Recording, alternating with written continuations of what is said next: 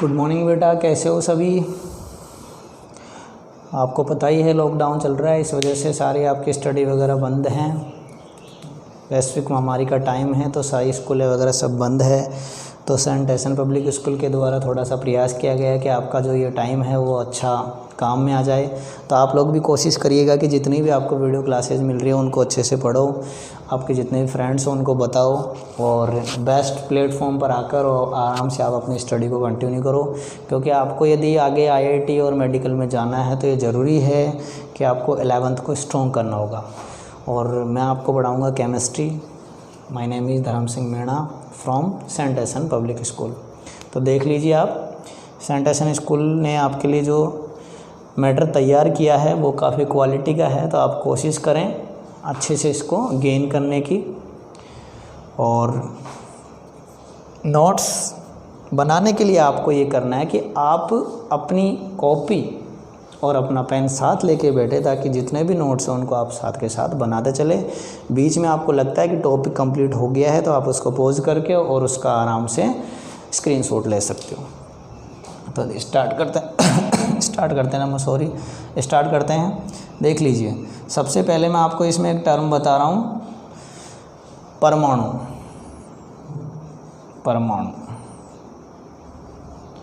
Atom. इसमें आपको थोड़ा मैं इंग्लिश के वर्ड साथ के साथ लेके चलूँगा ताकि आपको प्रॉब्लम नहीं रहे, कभी कोई इंग्लिश वर्ड आ जाए तो ऐसी कोई समस्या वाली बात रहेगी नहीं। तो देख लीजिए, एटम जो है, परमाणु जो है, उसमें क्या होता है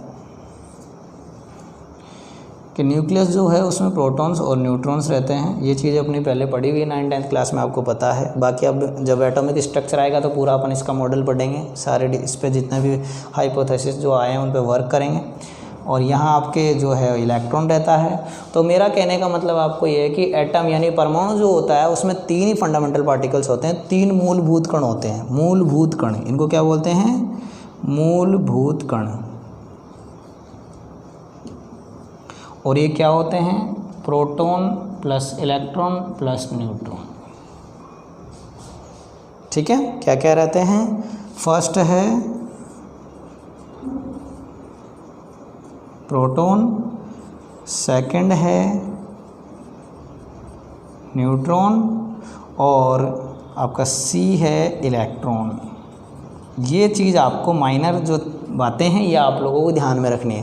देखिए, बिल्कुल बेसिक से इसलिए चल रहे हैं क्योंकि ज़रूरी नहीं है कि आपने 9th-10th में कुछ चीज़ें पढ़ी हो। कहीं ना कहीं प्रॉब्लम आ जाती है, क्लास छूट जाती है या फिर कुछ और प्रॉब्लम हो जाती है तो कुछ बातें छूट जाती है। तो हमारी जिम्मेदारी ये है कि आपको जो है बेसिक से लेके चले, फिर अपन लेवल तक चलेंगे, कोई दिक्कत नहीं। जैसे जैसे वीडियो आगे बढ़ेंगे डायरेक्ट लेवल से प्रॉब्लम क्रिएट हो जाती है।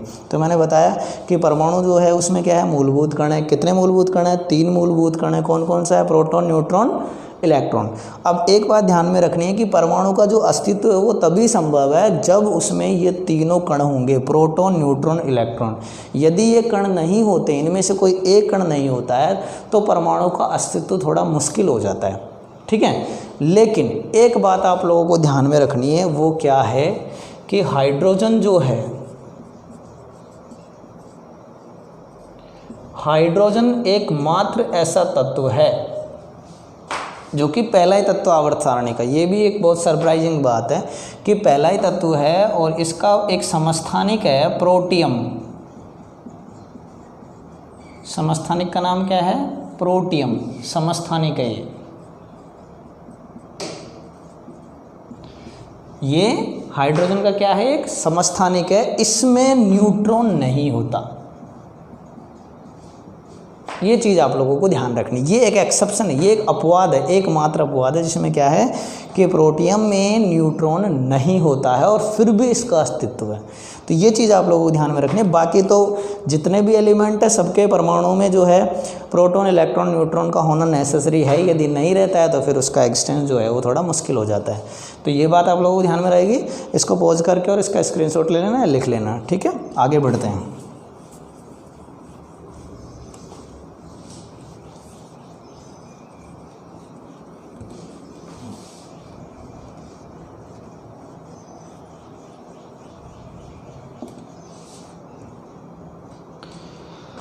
देखिए, अब हम बात करते हैं, थोड़ा और आगे बढ़ते हैं। तो हम बात करते हैं परमाणु के बाद में अणु की। हम किसकी बात करते हैं? अणु की। अणु को क्या बोलते हैं? मॉलिक्यूल। क्या बोलेंगे? मॉलिक्यूल।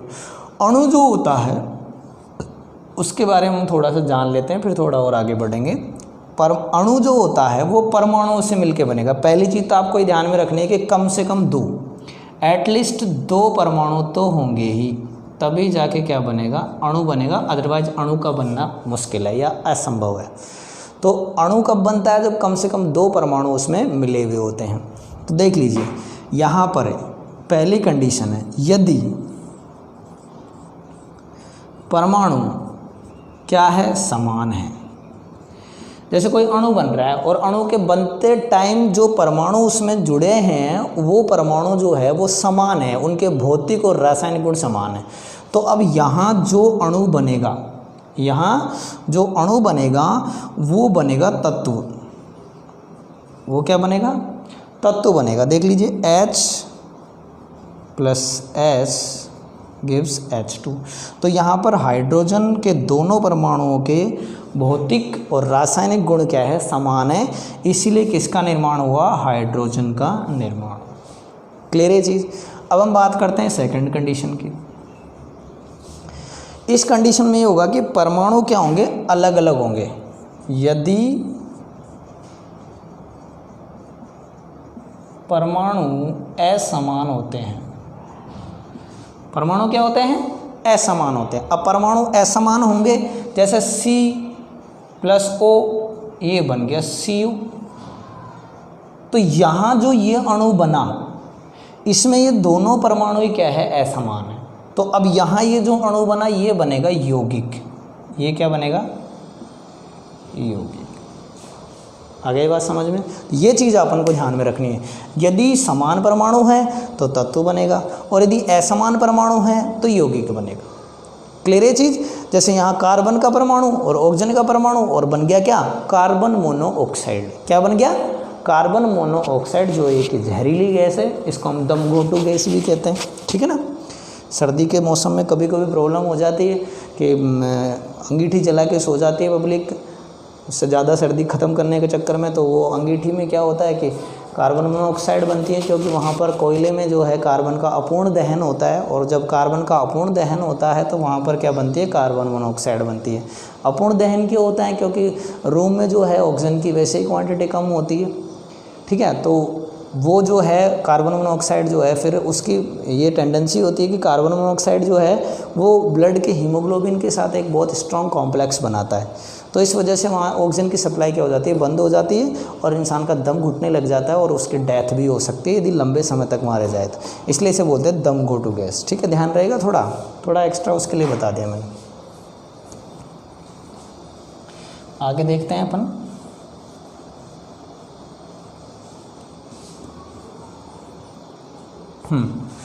तो अब हम परमाणु पे चलते हैं। अणु के बारे में हमने पढ़ लिया। अब परमाणु जो है उसकी कुछ चीज़ें वो देख लीजिए, फिर अपन थोड़ा आगे बढ़ेंगे। परमाणु देख लीजिए। परमाणु जो है उसके बारे में मैंने आपको बताया कि इसमें क्या है? प्रोटॉन, न्यूट्रॉन और इलेक्ट्रॉन। इनके बेसिस पे कुछ टर्मिनोलॉजी है, उसका थोड़ा सा आप लोगों को क्या करना है? ध्यान में रखना। टर्मिनोलॉजी क्या है देख लीजिए। जैसे पहला वर्ड है परमाणु क्रमांक। पहला वर्ड क्या है? परमाणु क्रमांक। ठीक है? परमाणु क्रमांक क्या होता है? परमाणु क्रमांक होता है प्रोटॉनों की संख्या। परमाणु क्रमांक क्या होता है? प्रोटॉनों की संख्या।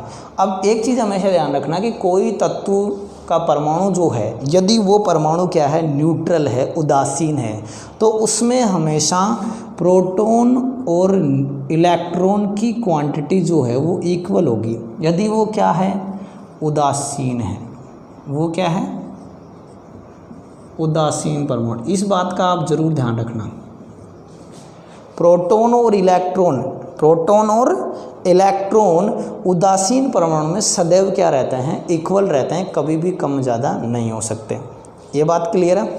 अब अपन थोड़ा सा आगे बढ़ाते हैं इस मैटर को। देखिए, परमाणु क्रमांक के बाद में एक और वर्ड आता है, एक और शब्द आता है जिसे बोलते हैं परमाणु द्रव्यमान।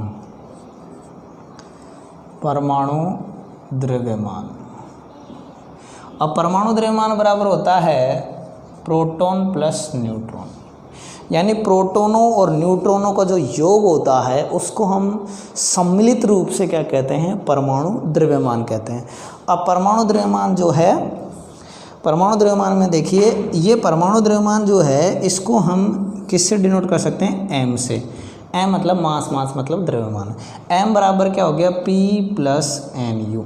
एम बराबर क्या हो गया, पी प्लस एन यू। अब देखिए ये आपके सामने एक फॉर्मूला बन गया, ये क्या बन गया, एक फॉर्मूला बन गया। अब ये फॉर्मूला कैसे वर्क करेगा, इस पे अपन वर्क करके देखेंगे, तब अपन को पता चलेगा कि ये फॉर्मूले का यूज क्या है। ठीक है, तो आप इसका स्क्रीनशॉट लेके और इसको लिख लेना।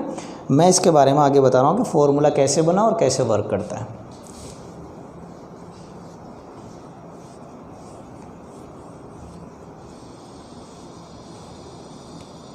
देखिए मैंने सूत्र बताया आपको, एक सूत्र जनरेट हुआ अपने सामने, एक सूत्र बना और सूत्र ये बना, P सूत्र बना है P बराबर M बराबर P प्लस एन यू, ये बना है। ठीक है, अब देखिए क्वेश्चन कैसे आता है। जैसे एक अपन से क्वेश्चन कर लेते हैं अपन, एग्जाम्पल नंबर 1। किसी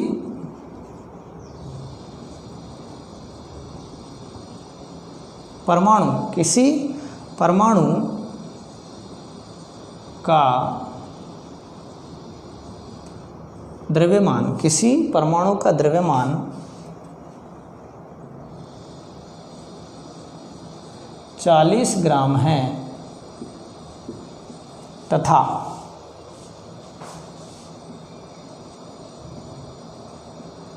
उसका परमाणु क्रमांक 20 है, तो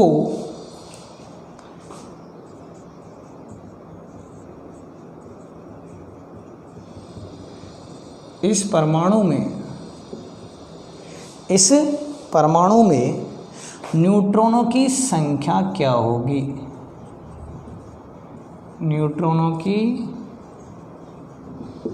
संख्या क्या होगी।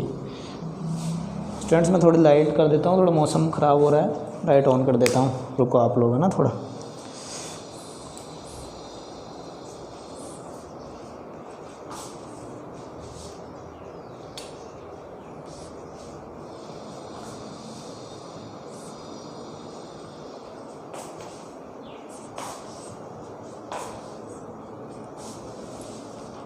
सॉरी फॉर डिस्टर्बेंस, बट थोड़ा क्या मौसम ख़राब हो गया तो उनकी आपको प्रॉब्लम आएगी देखने में। तो देखिए किसी परमाणु का द्रव्यमान 40 ग्राम तथा उसका परमाणु क्रमांक क्या है, 20 है, तो इस परमाणु में न्यूट्रॉनों की संख्या क्या होगी। अब देखिए आपको केमिस्ट्री के न्यूमेरिकल्स करते टाइम इस बात का ध्यान रखना है कि सबसे पहले तो आपको ये देखना है कि उसमें दे क्या क्या रखा है, आपको डेटा क्या क्या दे रखा है और पूछा क्या गया है। यदि ये चीज़ पता चल जाएगी तो अपन आराम से उसको कर सकते हैं। तो इसका अपन हल करेंगे, सॉल्यूशन करते हैं इसका अपन। देखिए दे क्या रखा है, परमाणु क्रमांक क्या दे रखा है, परमाणु क्रमांक। अब देखिए परमाणु क्रमांक को हम किससे डिनोट करते हैं, P से। कितना दे रखा है, ये 20। क्लियर है। अब दूसरा शब्द क्या दे रखा है अपन को, ये द्रव्यमान, परमाणविक द्रव्यमान,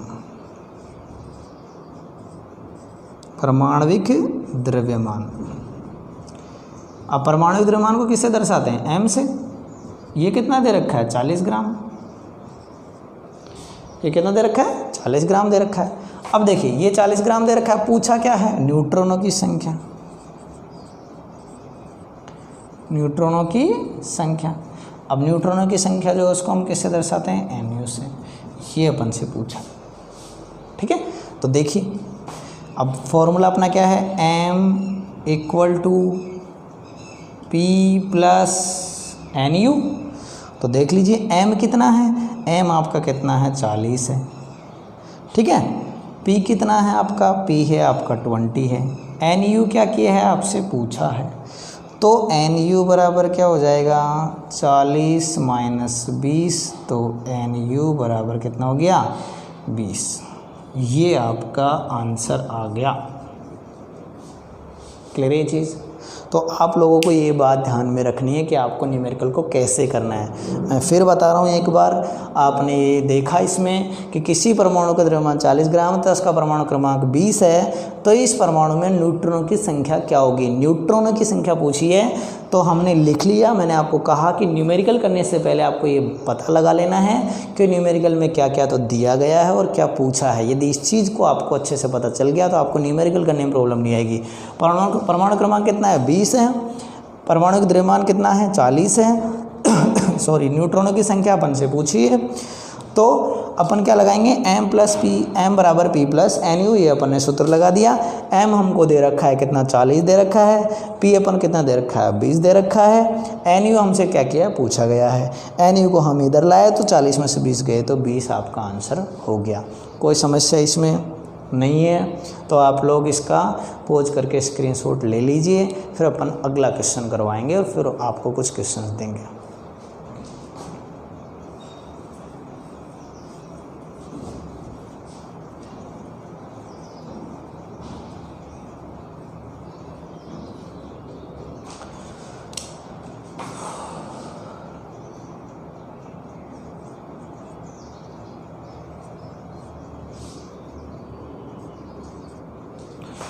आपको साथ के साथ एलिमेंट भी लिखने हैं कि ये परमाणु क्रमांक यानी प्रोटॉनों की संख्या ये आई तो कौन सा एलिमेंट होगा। जैसे अभी जो आया था ना, वो आया था आपका कैल्शियम 2040।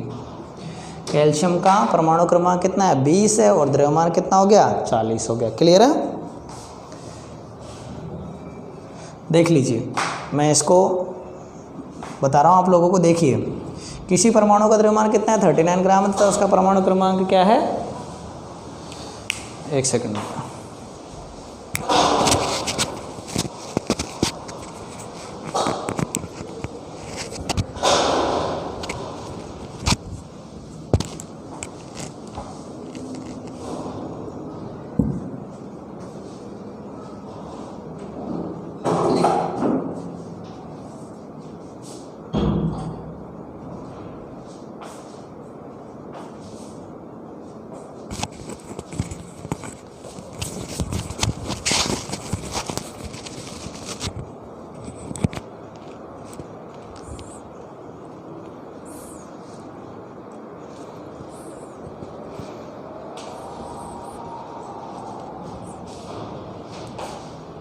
सॉरी स्टूडेंट्स, ओके, मौसम ज़्यादा ही ख़राब हो रहा है तो गेट वेट बंद किया। देख लीजिए, किसी परमाणु का द्रव्यमान कितना 39 ग्राम होता था, उसका परमाणु क्रमांक कितना है 19 है, तो इसमें क्या करना है न्यूट्रॉन अपन को ज्ञात करना है। तो हल करेंगे अपन इसका। तो देखिए, m अपन को दिया क्या क्या है, मैंने बताया था आपको पहले, ये पता लगाना है कि दिया क्या क्या है। तो देख लीजिए यहाँ पर m यानी कि द्रव्यमान, m कितना दिया गया है 39 ग्राम, और आपके P कितना है 19 है, और NU क्या किया है आपसे पूछा है। क्लियर है चीज़।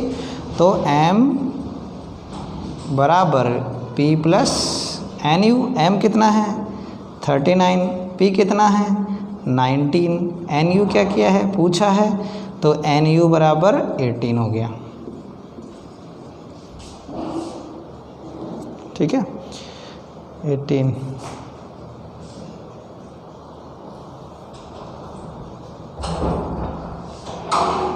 एक सेकेंड रुको, 39 बाई 19, 0 to 20 आ गया बेटा, सॉरी, क्या आ जाएगा 20 आ जाएगा। ठीक है, थैंक यू। थोड़ी मौसम की प्रॉब्लम की वजह से इतना ही है, कल पढ़ाएंगे आगे आप लोगों को हैं।